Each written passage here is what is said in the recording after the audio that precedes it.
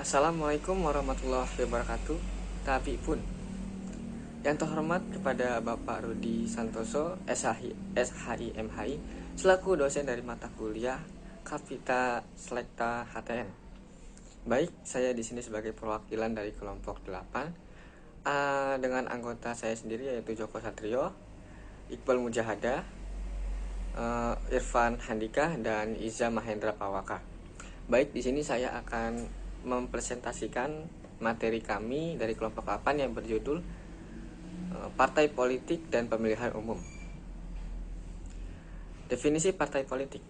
Partai politik merupakan sekumpulan orang yang secara terorganisir membentuk sebuah lembaga yang bertujuan merebut kekuasaan politik secara sah yang bisa menjalankan program-programnya.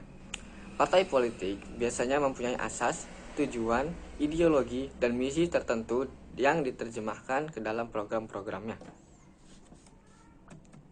Sistem partai politik. Sistem partai politik dibagi menjadi 3 sistem menurut Maurits Duverger, yaitu yang pertama, sistem partai politik tunggal. Yang kedua, sistem partai politik 2 partai. Yang ketiga, sistem partai politik multipartai. Berdasarkan basis sosial, partai politik dibagi menjadi 4 tipe. Yang pertama, partai politik berdasarkan lapisan masyarakat, yaitu bawah, menengah, dan atas. Partai yang kedua, partai politik berdasarkan kepentingan tertentu, itu seperti petani, buruh, dan pengusaha. Yang ketiga, partai politik berdasarkan pemeluk agama masing-masing atau agama tertentu. Yang keempat, partai politik yang didasarkan oleh kebudayaan masing-masing. Kita lanjut ke sejarah partai politik. Sejarah partai politik di Indonesia terbagi menjadi 3 masa atau 3 periode, yang setiap periodenya terdapat kurun waktu yang relatif berbeda di setiap periode. Yaitu periode-periode ada 3, yaitu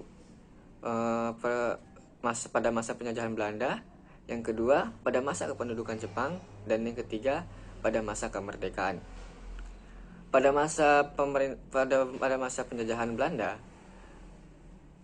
pada masa inilah periode awal atau lahirnya partai politik di Indonesia, yang saat itu Indonesia dikenal dengan Hindia Belanda. Lahirnya partai politik ini menandai adanya kesadaran nasional. Pada masa itu, semua organisasi baik yang bertujuan sosial seperti Budi Utomo dan Muhammadiyah ataupun yang berdasarkan keagamaan seperti Syarikat Islam, PNI, dan Partai Katolik ikut memainkan peranan dalam pergerakan nasional untuk kemajuan Indonesia atau untuk kemerdekaan Indonesia. Yang kedua, pada masa kependudukan Jepang. Nah, pada masa ini semua kegiatan partai politik dilarang kecuali hanya untuk golongan-golongan tertentu seperti golongan Islam yang diberi kebebasan untuk membentuk partai masyumi yang lebih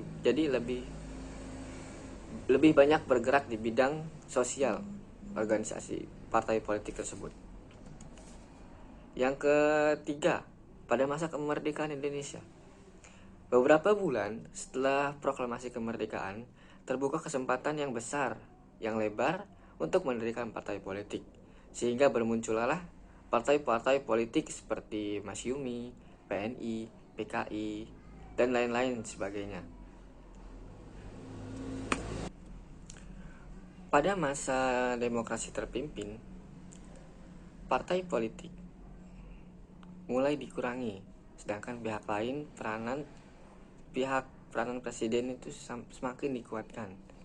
Partai politik pada saat itu dikenal dengan Nasakom, Nasional, Agama, dan Komunis, yang diwakili oleh NU, Nahdlatul Ulama, PNI, Partai Nasional Indonesia, dan PKI, Partai Komunis Indonesia.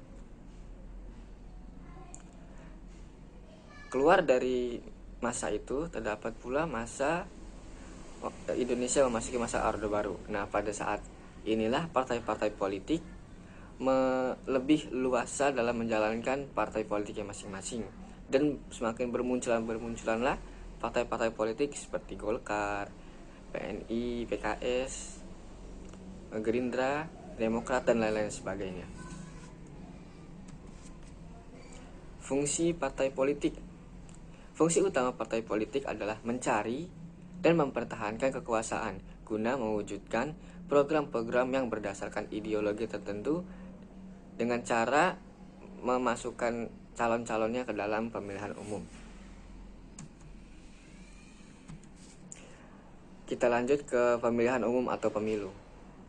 Pemilihan umum adalah proses pemilihan wakil-wakil rakyat yang duduk di lembaga perwakilan rakyat atau parlemen, baik di tingkat pusat maupun di tingkat daerah, dan pemimpin lembaga eksekutif atau kepala pemerintahan seperti presiden, gubernur, bupati, atau wali kota. Fungsi pemilu.